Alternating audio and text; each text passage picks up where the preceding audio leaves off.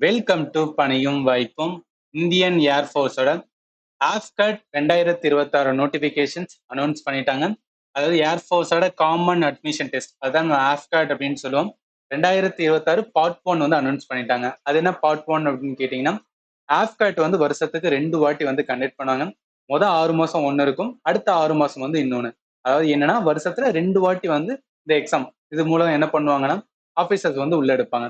இதுல இந்த 2026 part 1 notification வந்திருக்கா. இது ரிலேட்டடா ஒரு கவர்மெண்ட் எக்ஸாம் ப்ரிப்பேர் பண்ற கேண்டிடேட் என்னெல்லாம் தெரிஞ்சுக்கணுமோ, அதாவது டிஃபென்ஸ் லெவல்ல யாரெல்லாம் வந்து நீங்க ப்ரிப்பேர் பண்ணீங்கன்னா இந்த எக்ஸாம் ரிலேட்டடா என்னெல்லாம் இம்பார்ட்டன்ட், செலெக்ஷன் ப்ராசஸ் எந்த மாதிரி இருக்கும், எக்ஸாம் எந்த மாதிரி இருக்கும், எவ்வளவு ஃபீஸ் இருக்கும், என்ன எஜுகேஷன் குவாலிஃபிகேஷன், இந்த மாதிரி எல்லாமே பார்த்துட்டு எப்படி வந்து ப்ரிப்பேர் பண்ணுது அதை டீட்டெயில் என்ன பண்ண போறோம்னா இந்த வீடியோல வந்து பார்க்க போறோம். இப்போ முதல்ல வந்து இந்த எக்ஸாமை ஆன்லைன்ல அப்ளை பண்றதுக்கான டேட் வந்து சொல்லிட்டாங்க.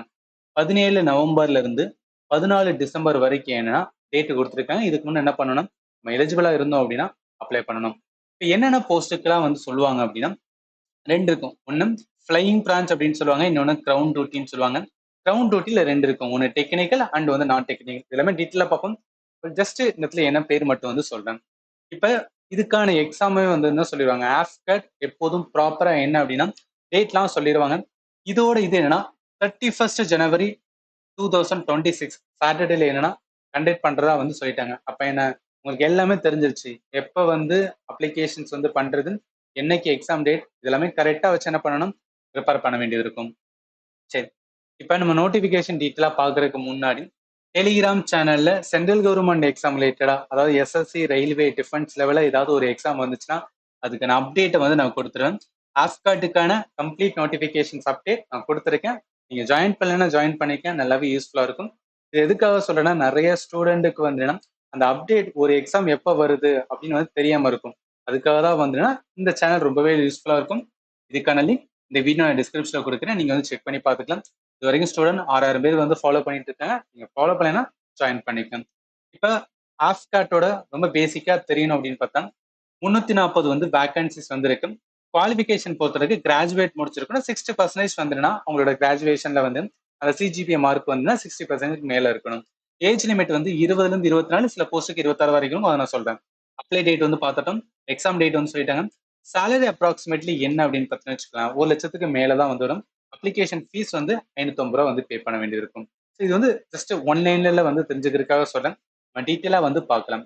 இப்ப என்னென்னலாம் வந்து வேகன்சி வந்து இருக்கலாம்னு பார்க்கலாம். முதல்ல ஆஃப்கேட்டோட என்ட்ரி பொறுத்து நல்லா கவனிங்க. ஆஃப்கேட்டோட என்ட்ரி இருக்கும், இன்னொன்று என்சிசி ஸ்பெஷல் என்ட்ரின்னு சொல்லுவாங்க.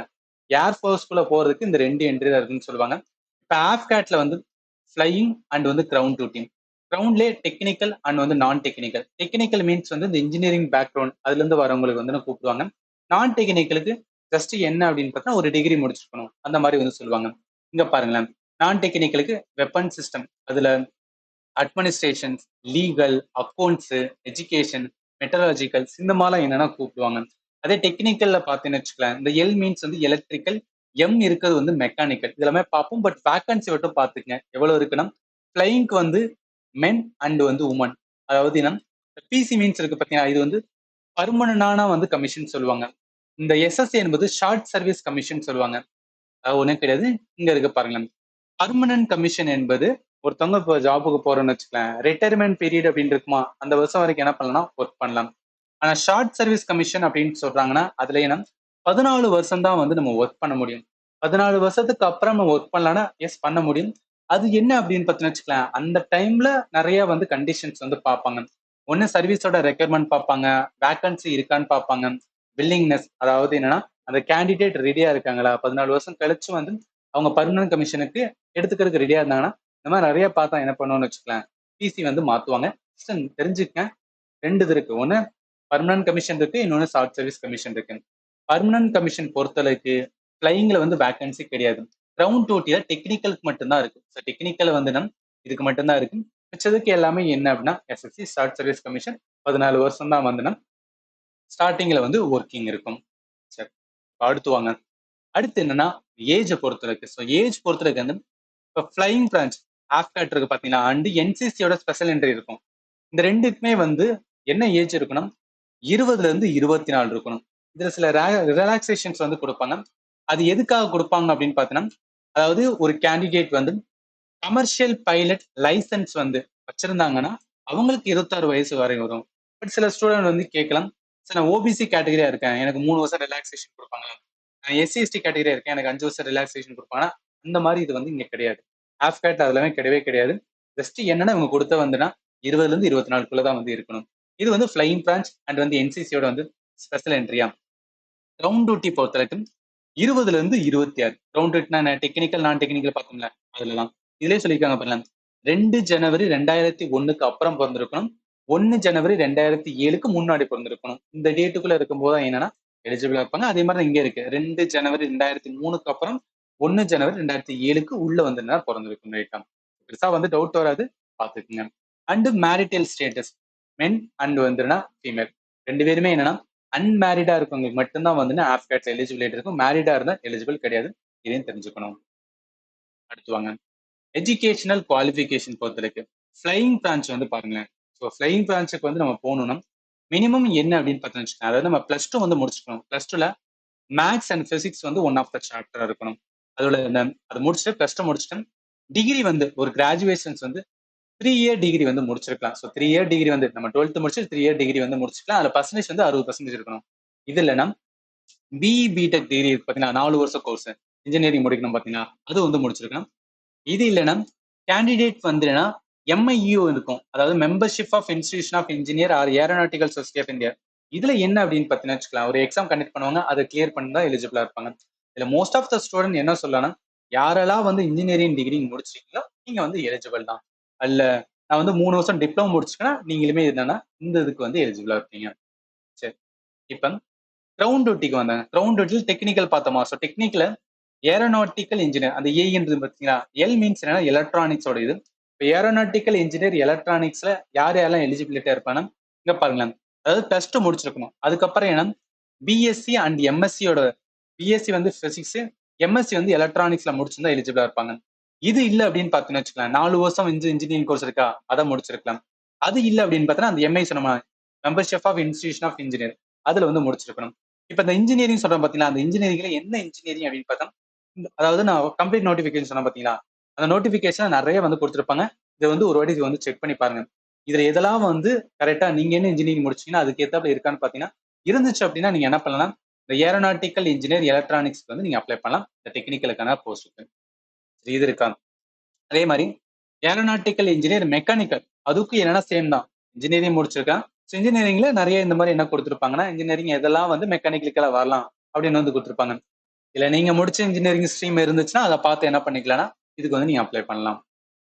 அடுத்து வாங்க, கிரவுண்ட் டியூட்டியோட நான் டெக்னிக்கல் பொறுத்தளவுக்கு வெப்பன் சிஸ்டம் அப்படின்னு இருந்துச்சா, இந்த பிரான்ச்சுக்கு என்ன +2 வந்து முடிச்சிருக்கணும். அதுல மேத் அண்ட் வந்து பிசிக்ஸ் ஒன் ஆஃப் த சாப்டரா இருக்கணும். அண்ட் ஆல்சோ கிராஜுவேஷன் 3 இயர் வந்து டிகிரி முடிச்சிருக்கேன். இது இல்ல +2 அந்த 3 வருஷம் வந்து டிகிரி இது இருக்கலாம். இல்ல அப்படின்னு பார்த்தீங்கன்னு வச்சுக்கலாம், 4 வருஷம் கோர்ஸ் இன்ஜினியரிங் கோர்ஸ் இருக்கலாம், அதை வந்து முடிச்சிருக்கலாம். இதை வந்து இந்த பார்ட் என்டையரா முடிச்சிருக்கலாம், இல்ல இந்த பார்ட் வந்து முடிச்சிருக்கலாம். இது வந்து வெப்பன் சிஸ்டம் வந்து எலிஜிபிளா இருப்பாங்க. அடுத்து அட்மினிஸ்ட்ரேஷன் அண்ட் லாஜிஸ்டிக், இதுல வந்து +2 அதோட சேர்த்து கிராஜுவேட் டிகிரியுமே முடிச்சிருக்கணும். மினிமம் வந்து 3 வருஷம் வந்து டிகிரி கோர்ஸ் முடிச்சிருந்தா எலிஜிபிளா இருப்பாங்க. அக்கௌண்ட்ஸை பொறுத்தளவுக்கு +2 முடிச்சுட்டு அதுக்கப்புறம் என்ன பண்ணணும், பிகாம் டிகிரி முடிச்சிருக்கலாம், இல்ல பேச்சுலர் ஆஃப் வந்து பிசினஸ் அட்மினிஸ்ட்ரேஷன் இதுல முடிச்சிருக்கலாம், இல்ல வந்து என்ன சிஏ இருக்குல்ல சார்ட்டர்ட் அக்கௌண்ட் அதை முடிச்சிருக்கலாம், இல்ல வந்து பிஎஸ்சி வந்து பினான்ஸ்ல முடிச்சிருந்தா இது வந்து எலிஜிபிளா இருப்பீங்க அக்கௌண்ட்ஸ் வந்து பிரான்ச்சுக்கு. அடுத்து வாங்க, அடுத்து மெட்டாலஜி இருக்கும். அதுல என்னன்னா +2 முடிச்சிருக்கணும், பிஎஸ்சி வந்து பிசிக்ஸ் அண்ட் மேத் முடிச்சிருந்தா எலிஜிபிளா இருப்பாங்க. இல்ல 4 வருஷம் வந்து கிராஜுவேஷன் இன்ஜினியரிங் முடிச்சிருக்கும் பாத்தீங்களா, பிஇ பிடெக் இது முடிச்சிருந்தா எலிஜிபிளா இருப்பாங்க. ஆனா அந்த இன்ஜினியரிங்ல என்ன பர்டிகுலர் இன்ஜினியரிங் இருக்கணும்னு இந்த இடத்துல சொல்லியிருக்காங்க. இதுல இருக்கிற இன்ஜினியரிங் முடிச்சா மட்டும்தான் என்னன்னா இந்த மெட்ராலஜில நீங்க அப்ளை பண்றதுக்கு வந்து எலிஜிபிளா இருப்பீங்க. இதை நம்ம எப்ப கொடுக்க வேண்டியது இருக்குன்னா, எக்ஸாம் அப்ளை பண்ணும்போது அதுல வந்து மென்ஷன் பண்ணுவாங்க எதை நீங்க கொடுக்குறீங்கன்னு கேட்பாங்க. அப்ப வந்து நம்ம கரெக்டா என்ன பண்ணணும்னா நம்மளோட இன்ஜினியர் எது இருக்கோ அதுக்கு ஏத்தாப்புல வந்து கொடுக்கணும். சரி, இப்ப என்ன அப்படின்னு பார்த்தோம்னா குவாலிஃபிகேஷன்ஸ் வந்து பார்த்திருக்கோம். இதுக்கப்புறம் என்ன பார்க்க போறோம் அப்படின்னு பார்த்தீங்கன்னு வச்சுக்கோங்க, எக்ஸாமுக்கான டேட் வந்து சொல்லிட்டாங்க. 31st ஜனவரி வந்து 2026 சாட்டர்டே வந்து ப்ராப்பரா என்ன பண்ணுவாங்கன்னா கண்டக்ட் பண்ணுவாங்க. எக்ஸாமுக்கான எங்க வந்து வென்யூ இருக்குன்னா நம்ம தமிழ்நாட்டுக்குள்ள தான் இருக்கும். ஸோ அதனால நீங்க ஒரே பண்ண தேவையில்ல, தமிழ்நாட்டுக்குள்ள தான் வந்து என்ன பண்ணா இது வந்து கொடுப்பாங்க. இதுல முக்கியமானது இங்க பாருங்களேன், எக்ஸாம் டேட்ல 8 மணிக்கெல்லாம் என்ன ரிப்போர்ட்டிங் டைம் வந்து சொல்லியிருப்பாங்க. நம்ம எல்லாம் என்ன நினைப்போம், எக்ஸாம் அப்ளை பண்ணதுக்கு அப்புறம் அட்மிட் கார்டு வரும், அட்மிட் கார்டு மென்ஷன் பண்ணுவாங்க, அட்மிட் கார்டுல மென்ஷன் பண்ணுவாங்க பட் முன்னே வந்து தெரிஞ்சுக்கேன். ஏன் அப்படின்னு பார்த்தீங்கன்னா, ஒரு நாள் தான் எக்ஸாம் இருக்குனால, அதாவது 8 மணிக்கு வந்து ரிப்போர்ட்டிங் டைம், 9:30க்குலாம் வந்து என்ன என்ட்ரி க்ளோஸ் பண்ணிடுவாங்க. ஆஃப்டர் எக்ஸாம் கண்டக்ட் பண்றதுன்னா 10 மணிக்கு என்ன ஆகும் அப்படின்னு பார்த்தா ஸ்டார்ட் ஆகும். இது வந்து ஜஸ்ட் ஞாபகத்துல வச்சுக்க போதுமானதுதான். சரி. இப்ப என்ன அப்படின்னு பார்த்தீங்கன்னு வச்சுக்கலேன், என்ன மாரி ப்ராசஸ் இருக்கும் அப்படின்னு பார்த்தீங்கன்னா, வந்து ஒரு எக்ஸாம் வந்து கண்டக்ட் பண்ணுவாங்க. அதோட டாபிக் வந்து general awareness, verbal ability in English, numerical ability and reasoning and military aptitudes. ரொம்ப பேசிக்கா தான் இருக்கும். அதாவது நீங்க எஸ்எஸ்சி எக்ஸாம் இல்ல ரயில்வே எக்ஸாம் வந்து ப்ரிப்பேர் பண்றீங்க அப்படின்னா, இல்ல யூபிஎஸ்சி எக்ஸாம் ப்ரிப்பேர் பண்ணீங்கன்னா, நீங்க என்ன பண்ணிருப்பீங்கன்னு வச்சுக்கலாம். இந்த சப்ஜெக்ட் எல்லாமே வந்து ப்ரிப்பேர் பண்ணிருப்பீங்க. ஸோ அதனால என்ன பண்ணிக்கலாம், நீங்க ஆஃப்கட் வந்து தாராளமா வந்து கொடுக்கலாம். இப்ப இதுல மொத்த கொஸ்டின்ஸ் வந்து 100 கொஸ்டின்ஸ் வந்து கேட்பாங்க. மொத்த மார்க் வந்து 300 மார்க். ஒரு கொஸ்டினுக்கு வந்து 3 மார்க் தருவாங்க. டைம் பார்த்தோன்னா 2 மணி நேரம். ரொம்பவே டைம் நல்லாவே இருக்கும். ஸோ அதனால என்ன பண்ணணும்னா, பொறுமையா வந்து என்னன்னா, ஒவ்வொரு மேத் கொஸ்டினை வந்து நீங்க சால்வ் பண்ணலாம். ஏன்னா நீங்க எஸ்எஸ்சிலாம் பார்த்தீங்கன்னு வச்சுக்கோங்களேன், 100 கொஸ்டின் 1 மணி நேரம் இருக்கும். ஆனா இங்கெல்லாம் பாருங்களேன், 100 கொஸ்டின் 2 மணி நேரம் கொடுத்துருக்கேங்க. அதனால தாராளமா என்னன்னா பொறுமையா வந்து நீங்க சால்வ் பண்ணலாம். ஸோ ஆஃப்காட்ல என்னன்னா 100 கொஸ்டின் கேட்கறாங்க. மேக்ஸிமம் மார்க் வந்து 300 மார்க். டைம் பார்த்தீங்கன்னா 2 மணி நேரம். இப்ப கட் ஆஃப் வந்து அதாவது ப்ரீவியஸ் இயர்லாம் எவ்வளவு கட் ஆஃப் வரும்னா 160க்கு மேல வந்து எய்ம் பண்ணுங்க. ஸோ இந்த வருஷம் என்ன பண்ணுங்கன்னா, இந்த எக்ஸாம் எழுத போறீங்கன்னா 160க்கு மேல வந்து எய்ம் பண்ணுங்க. அது வந்தாவே போதும். டெஃபினட்டா என்ன பண்ணுவீங்கன்னா, நீங்க கிளியர் பண்ணிடுவீங்க. ஏன்னா இதுல வந்து எக்ஸாம் மட்டும் கிடையாது. எக்ஸாமுக்கு அப்புறம் என்ன இருக்கு அப்படின்னு பார்த்தீங்கன்னு வச்சுக்கோங்களேன். நல்லா கவனிங்க. எக்ஸாம் முடிஞ்சதுக்கு அப்புறம் ஏர்ஃபோர்ஸோட செலக்ஷன் போர்டு அப்படின்னு வந்து சொல்லுவாங்க. இது நான் போயிருக்கேன். அதனாலதான் வந்து சொல்றேன். ஏர்ஃபோர்ஸ் செலக்ஷன் போர்ஸ் எப்படின்னா, எஸ்எஸ்பி அப்படின்னு வந்து சொல்றது. அதாவது ஆர்மில வந்துட்டு சர்வீஸ் செலக்ஷன் போர்டு அப்படின்னு வந்து சொல்லுவாங்க. அதே மாதிரிதான் வந்து ஏர்ஃபோர்ஸ்ல வந்து செலக்ஷன் போர்டு ஏஎஃப்எஸ்பின்னு சொல்லுவாங்க. இது வந்து இந்தியன் கோஸ்ட் கார்டுல இதே மாதிரி தான் இருக்கும். அது என்ன பிரைமரி செலக்ஷன் போர்டு அண்ட் வந்து ஃபைனல் செலக்ஷன் போர்டு அப்படின்னு சொல்லுவாங்க. இதுல நடக்கிற ப்ராசஸ் எல்லாமே சேமான ப்ராசஸ் தான். பட் ஒவ்வொரு இடத்துல என்ன பேர் மட்டும்தான் வந்து வேறையா இருக்கும். இப்ப இதுல என்ன நடக்கும் அப்படின்னு பார்த்தீங்கன்னு வச்சுக்கலாம். இந்த ஏஎஃப்எஸ்பில 5 நாள் என்ன பண்ணுவாங்க அப்படின்னு பார்த்தீங்கன்னு வச்சுக்கலாம். கண்டக்ட் பண்ணுவாங்க. நல்லா கவனிங்க. இப்போ ஒன்ஸ் வந்து ரிட்டர்ன் வந்து கிளியர் பண்ணியாச்சு. இப்ப ஏஎஃப்சிக்கு வந்து சொல்லியிருக்காங்க அப்படின்னு பார்த்தீங்கன்னு வச்சுக்கலாம். நம்மள வந்து கூப்பிடுவாங்க. அதாவது இந்தியால பார்த்தீங்கன்னா ஒரு 4ல இருந்து 5 சென்டர் தான் இருக்கும். அங்கதான் வந்து கூப்பிடுவாங்க. நம்ம அங்க போக வேண்டியது இருக்கும். இதுல 2 ஸ்டேஜ் வந்து இம்பார்ட்டன்ட். ஸ்டேஜ் அடுத்து வந்து செகண்ட் ஸ்டேஜ். ஸ்டேஜ என்ன சொல்லுவாங்கன்னா, ஸ்கிரீனிங் டெஸ்ட் அப்படின்னு வந்து சொல்லுவாங்க. அது என்ன ஸ்கிரீனிங் டெஸ்ட்னா, அதாவது என்ன அப்படின்னு பார்த்தீங்கன்னு வச்சுக்கலாம். நார்மலா ஒரு இன்டர்வியூக்கு போற மாதிரி நம்ம போக வேண்டியது இருக்கும். அங்க போயிட்டு என்னன்னா, picture perception and discussion test அப்படின்னு வந்து ஒண்ணு நடத்துவாங்க. இது எப்படின்னா ஒரு மினி தியேட்டர் மாதிரி இருக்கும். அங்க எல்லாமே ஃபர்ஸ்ட் என்ன பண்ணுவாங்கன்னா, டாக்குமெண்ட் எல்லாத்தையும் வந்து வெரிஃபை பண்ணுவாங்க. வெரிஃபை பண்ணதுக்கு அப்புறம் என்னன்னா ஒரு மினி தியேட்டருக்குள்ள போயிட்டு ஒரு பிக்சர் வந்து காட்டுவாங்க. அந்த பிக்சர் வந்து நான் பார்த்து நான் என்ன பண்ண வேண்டியது இருக்குன்னா, ஒரு ஸ்டோரி வந்து எழுத வேண்டியிருக்கும். அவங்களே பேப்பர் வந்து கொடுத்துருவாங்க. அந்த ஸ்டோரி எழுதுனதுக்கு அப்புறம் என்ன பண்ணா, ஒரு 10 பேரா வந்து கூப்பிட்டு டிஸ்கஷன்ஸ் வந்து என்ன பண்ண சொல்லுவாங்க. ஸோ டிஸ்கஷன்ஸ் வந்து பண்ணும்போது அந்த 10 பேர் இருக்காங்களா, வந்து ஒவ்வொரு ஆளா வந்து அவங்களோட ஸ்டோரி சொல்லணும். அதுக்கப்புறம் டிஸ்கஷன் பண்ணணும். டிஸ்கஷன் பண்ணி முடிச்சதுக்கு காமனான ஒரு ஸ்டோரிய வந்து என்ன சொன்னா, சொல்லுங்க அப்படின்னு சொல்லுவாங்க. ரொம்ப பேசிக்கா தான் இருக்கும். ஆனா எல்லாமே என்னன்னா இங்கிலீஷ்ல மட்டும் தான் இருக்கும். ஞாபகத்துல வச்சுக்கோங்க. இது வந்து ஸ்கிரீனிங் டெஸ்ட்ன்னு சொல்லுவாங்க. அதாவது ஒன்ஸ் இத பார்ப்பாங்க. அந்த ஸ்டூடெண்ட் வந்து நல்லா வந்து என்னன்னா பேசுறாரா, அவருக்கு வந்து ஒரு கான்ஃபிடன்ஸ் இருக்கா, அதாவது இந்த இடத்துல இங்கிலீஷை பார்க்க மாட்டாங்க. நீங்க எவ்வளவு ஃப்ளூயண்டா பேசுறீங்களா வந்து பார்க்க மாட்டாங்க. அவங்க கிளாரிட்டியா இருக்காங்களா, அதை மட்டும்தான் வந்து பார்ப்பாங்க. அதை பார்த்துட்டு என்ன அப்படின்னு பார்த்தீங்கன்னா, அன்னைக்கே வந்து சொல்லுவாங்க யார் யாரெல்லாம் வந்து செலக்டட் அப்படின்னா, அந்த செலக்ட் ஆன ஸ்டூடெண்ட் மட்டும்தான் வந்து ரிமைனிங் டேஸ் வந்து இருப்பாங்க. ரிமைனிங் வந்து ஒரு 4 டேஸ் வந்துன்னா கண்டக்ட் பண்ணுவாங்க. ஃபர்ஸ்ட் டே யாரு வந்து அந்த ஸ்டேஜ் 1ல கிளியர் பண்ணோம் அவங்க மட்டும்தான் இருக்கணும். மிச்சம் எல்லாருமே யாரெல்லாம் கிளியர் ஆகலையோ அவங்க என்ன சொல்லினா போக சொல்லிடுவாங்க. அப்ப யாரெல்லாம் செலக்ட் ஆகிறாங்களோ அவங்க மட்டும் தான் வந்து ஸ்டேஜ் 2ல போவாங்க. அதுல சைக்காலஜிக்கல் டெஸ்ட் அப்படின்னு வந்து கண்டக்ட் பண்ணுவாங்க. இது என்ன அப்படின்னு பார்த்தீங்கன்னு வச்சுக்கலாம். ஜஸ்ட் வந்துன்னா ஒரு பேரை கொடுத்துட்டு அதுக்கு வந்து ஃபுல் சென்டென்ஸ் வந்து எழுதுறது. இந்த மாதிரி வந்து என்னன்னா சில டெஸ்ட் எல்லாம் வந்து கண்டக்ட் பண்ணாங்க. அடுத்து குரூப் டெஸ்ட் இருக்கும். அதே மாதிரி சில பிசிக்கலுமே வந்து கண்டக்ட் பண்ணுவாங்க. இது அந்த அளவுலாம் வந்து ரொம்ப டஃப் கிடையாது. ரொம்ப பேசிக்கா தான் இருக்கும். உங்களுக்குன்னு வந்து ஒரு கான்ஃபிடன்ஸ் இருக்கா, அதை மட்டும் தான் அவங்க பார்ப்பாங்களே தவிர நம்ம ரொம்ப ஃப்ளூயண்டா பேசணுமோ அப்படிலாம் நினைக்கவே வேணாம்.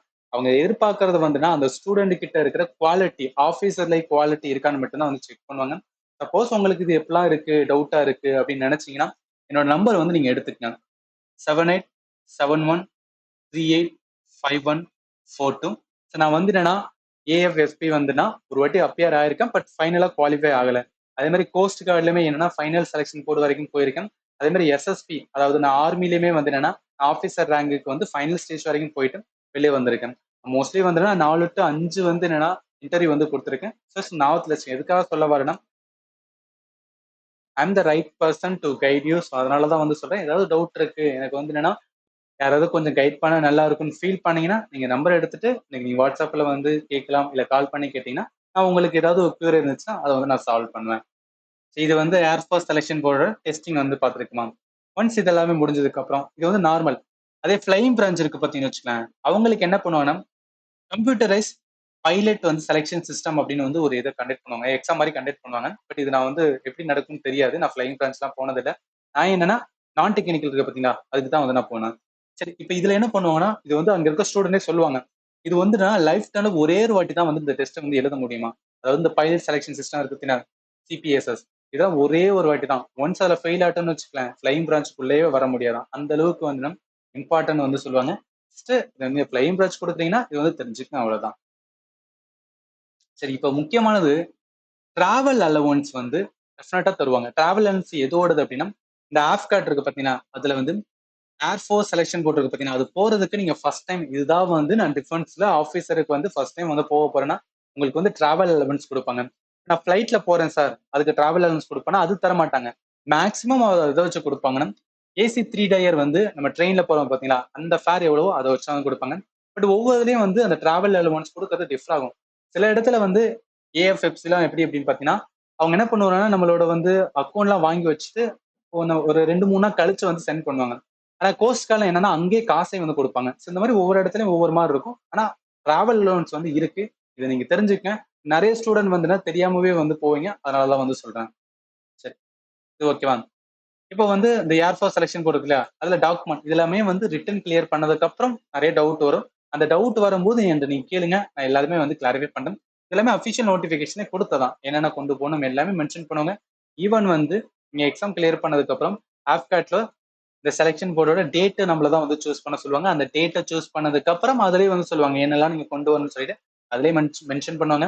உங்களுக்கு மெயிலும் வரும். ஸோ அதனால நீங்க ஒரி பண்ண தேவை கிடையாது. சரி, இது இருக்கா. அடுத்து ட்ரைனிங், அதாவது என்ன, முதல் ரிட்டன், அடுத்து செலெக்ஷன் போர்ட் முடிஞ்சதுக்கு அப்புறம் ட்ரைனிங். ட்ரைனிங் பொறுத்தளவுக்கு என்ன அப்படின்னு பார்த்தீங்கன்னு வச்சுக்கலாம், இப்போ இதோடது அதாவது 2026 ஆஸ்கோட பார்ட் 1 வந்து எப்போ வந்து ட்ரைனிங் ஸ்டார்ட் பண்ணுவாங்க, 2027 ஜனவரியில வந்து ஸ்டார்ட் பண்ணுவாங்க. இந்த அமரன் மூவி பாத்தீங்களா, அதுல இருக்கிற மாதிரி தான் என்ன அப்படின்னு பார்த்தீங்கன்னு வச்சுக்கலாம். ட்ரைனிங் ரொம்பவே பயங்கரமா இருக்கும். பட் இது ஒர்த்துன்னு கேட்டீங்கன்னா டெஃபினட்டா நான் ஒர்த்துன்னு சொல்லுவேன். என்னாலாம் வந்து கிளியர் பண்ணாத போது ரொம்ப பயங்கரமாலாம் வந்துட்டுனா ஒரு மாதிரி டிமோட்டிவேட் ஆயிட்டு ஐயோ நம்மளால முடியல அப்படின்னு சொல்லலாம் வந்து ரொம்பவே வந்து ஏங்கியிருக்கேன். அதனால வந்து உங்ககிட்ட ஒரு நல்ல உண்மையிலேயே வந்து ஒரு ஆம்பிஷன்ஸ் இருக்கு, நான் வந்து என்னன்னா டிஃபென்ஸ்ல வந்து போகணும், ஆஃபீஸரா போகணும் அப்படின்னு வந்து ஒரு ஒரு ஆம்பிஷன் இருந்துச்சுன்னா கண்டிப்பா கொடுங்க. ஏன்னா சவுத்துல இருந்து நிறைய ஸ்டூடெண்ட் வந்து போக மாட்டாங்க. எல்லாமே பாத்தீங்கன்னு வச்சுக்கோங்க நார்த் இந்தியனா இருப்பாங்க. நான்லாம் போகும்போது ஒரு 2-3 பேர் தான் வந்து தமிழ்நாட்டுல இருந்தே போயிருந்தோம். ஸோ அந்த அளவுக்கு தான் போறாங்க. அதனால வந்து என்னன்னா நீங்க டெஃபினட்டா கொடுங்க. உங்களுக்கு நல்ல வந்து என்னன்னா ஒரு குவாலிட்டி இருக்கு. ஆஃபீஸர் ஆகுறது என்னோட ட்ரீம் அப்படின்னு நினைச்சீங்க தாராளமா கொடுக்கணும். ஏன்னா இது உங்களுக்கான வந்து ஒரு ஆப்பர்ச்சுனிட்டி.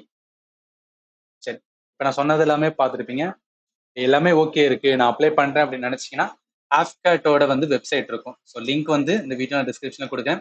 அதை கிளிக் பண்ணி என்ன பண்ணிக்கலாம்னா இந்த எக்ஸாம் வந்து அப்ளை பண்ணிக்கலாம். ஆல்ரெடி சொல்லிட்டேன், ஏதாவது டவுட் இருந்துச்சுன்னா நீங்க கேளுங்க, நான் வந்து ஆன்சர் பண்றேன். பட் இந்த ரிட்டர்ன் எப்படி வந்து ப்ரிப்பேர் பண்றது, அதுக்கான வீடியோ வந்து நான் நெக்ஸ்ட் வந்து கொடுக்குறேன். இது ஜஸ்ட் என்ன அப்படின்னா அந்த எக்ஸாம் என்ன மாதிரி ப்ராசஸ் இருக்கும், இதை மட்டும் தான் சொல்லியிருக்கேன். ப்ரிப்பரேஷன் எப்படி பண்றேன்னு சொல்லிட்டு வந்து நெக்ஸ்ட் வீடியோல கம்ப்ளீட் ஸ்ட்ராட்டஜி கொடுக்குறேன். என்ன மாதிரிலாம் வந்து கொஸ்டின்ஸ் வந்து கேட்பாங்க, நான் எதுக்கு வந்து ப்ரையாரிட்டி கொடுக்கணும், எவ்வளவு வெயிட்டேஜ் இருக்கும், அது எல்லாமே வந்து நெக்ஸ்ட் வீடியோல பார்க்கலாம். அண்ட் ஃபைனலி தேங்க்யூ ஃபார் வாட்சிங் and have a nice day.